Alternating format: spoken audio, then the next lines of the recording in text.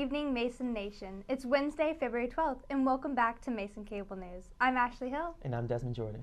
So, this week, not only is it Valentine's Day, but it's also homecoming week, which is going to be pretty exciting. Definitely exciting. But for Valentine's Day, do you have any special plans? Well, I don't necessarily have a Valentine. However, I am going to Cheesecake Factory with a group of friends, so that should be a great time. That sounds really nice. Yeah, I think so. But for all of you lonely hearts out there on Valentine's Day, I have just the event for you to attend that will benefit your society as well. To raise money for Mason's Victims of the Violence Fund, the Offices of Wellness, Alcohol, and Violence Education Services, along with Housing and Residence Life and Women and Gender Studies, are sponsoring the V-Day Campaign Benefit. This benefit will be held on February 14th and 15th at Harris Theater at 8 p.m. The V-Day campaigns heighten awareness about violence against women and girls in 130 countries, reports MCNews news desk. So get out there to support this worthy cause that has been working tirelessly since 1994. That's a really great cause for our Mason community to support. And then speaking of the Mason community, Ashley, what construction project in our area do you think is costing billions of dollars? Fenwick Library? Probably so. But in this case, the Silver Line Metro. And the soon-to-be open Silver Line Metro totals to be $5.6 billion. Metro has added another 5 stops in the new Silver Line Metro railing, in which hopes to provide more convenience to those in the metropolitan area. The idea of the Silver Line extension was to reach a segment of Northern Virginia that in turn generates increased revenue in Metro riders. The 5 stops encompass Northern Virginia's Dulles corridor and include Herndon, Dulles International Airport, Tysons Corner, Reston, and Eastern Loudoun County, according to SilverLineMetro.com.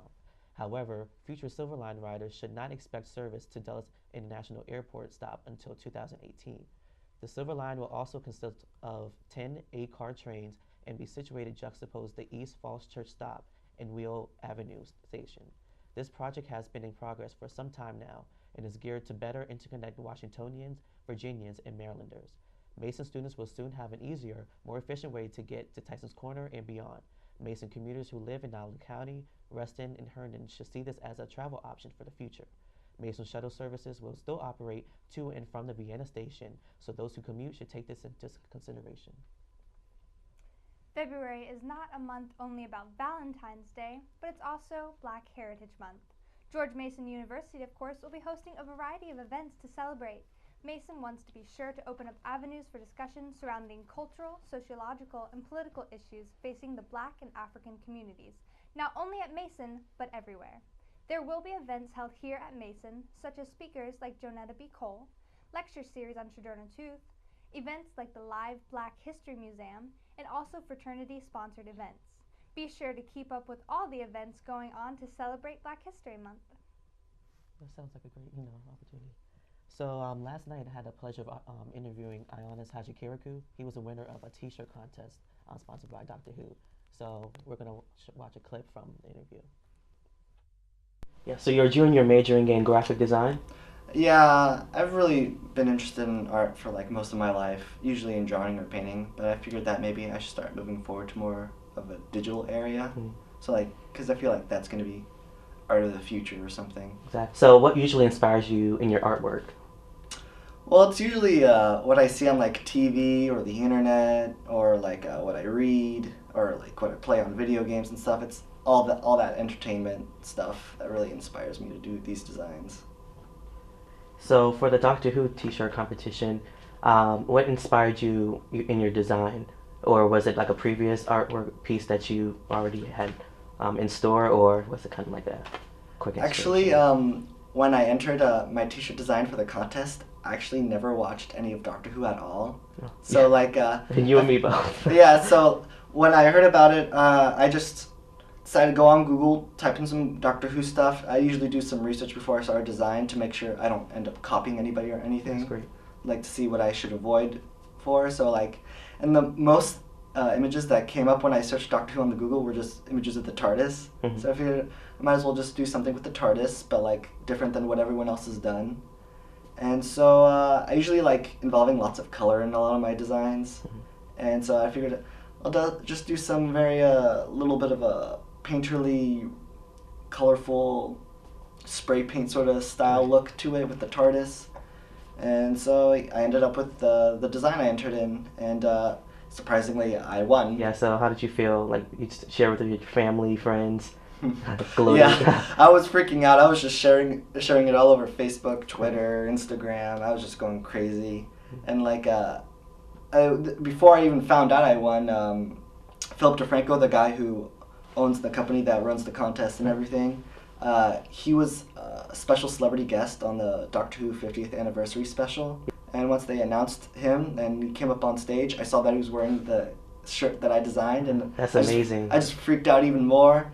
And yeah, I was just calling everybody, all my parents. A lot of people saw that. Yeah. Saw your piece. So you designed the shirt you're wearing now. Yeah, this is for a contest with the theme BioShock. This is just one of the shirts that didn't win because how the contest works is they choose the top 5 designs, and then they put those designs on their website, and they sell them. And whichever design sells the most T-shirts by the end of the week wins $1,000 and stays on the website for a whole year. And this is just one of the designs that were in the top 5 but didn't make it. Didn't win, so they got kicked off the site and everything. So like a few people and myself got to like buy the shirts before they were gone forever.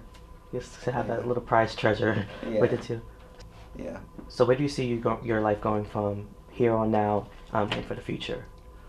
Hopefully, I kind of want to keep like doing stuff like this for my future, just designing T-shirts for like a company that has like all the licenses to all the big franchises like Star Wars, Star Trek, Harry Potter, Doctor Who, all those big franchises, movies, TV shows, video games. Yeah, that I really hope that I could do that, but I'm not sure like how many jobs are available for that anyway. But yeah, I'm really hoping for something in the graphic design field that like involves me designing some sort of merchandise item, because that's the kind of stuff I really want to do for my future. And now onto a commercial break.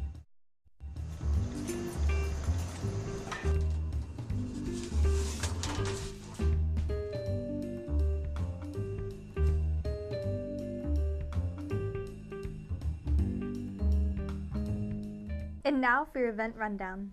This goes out to all those Hunger Games fans out there. Everyone wanting to follow Katniss and Peeta on their adventures can watch Hunger Games Catching Fire in the JC Cinema at 9 p.m. on Thursday. Don't forget, Hunger Games is always a good Valentine's date. And do you love opera? Well, what a coincidence. Me too. And lucky for both of us, Great Performances at Mason is featuring the Virginia Opera. They will be performing at Concert Hall on Friday at 8 p.m. The group blends comedy, drama, and beautiful music to make something spectacular, and you'll be talking about it for months. Are you lacking in etiquette? The 6th annual etiquette dinner is being hosted at George's Restaurant in JC from 5:30 to 8 p.m. next Tuesday. The theme of the night is spies. The dinner will help out with networking skills, and you can even win prizes. And now into sports preview from Tyler Byram. I'm Tyler Byram, and welcome back to This Week in Mason Cable Sports. This weekend, as many of you know, the annual homecoming festivities will commence.